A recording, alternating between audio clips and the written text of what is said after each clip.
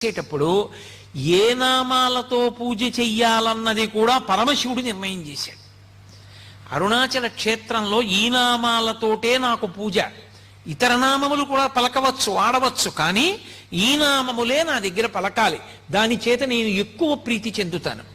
అలాగే అరుణాచల క్షేత్రానికి వచ్చిన వాళ్ళు అరుణాచలంలో కూర్చుని చక్కగా సామూహికంగా భక్తులందరూ కూర్చుని ఒకరు చెప్తుంటే మిగిలిన వాళ్ళు చెప్తూ ఉండాలి ఆ నామాలు.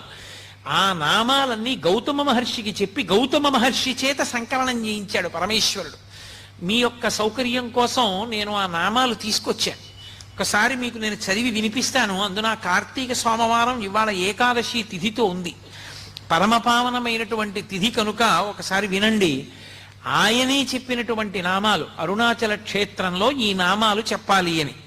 శోణాద్రీశుడు, అరుణాద్రీశుడు, దేవాధీశుడు, జనప్రియుడు,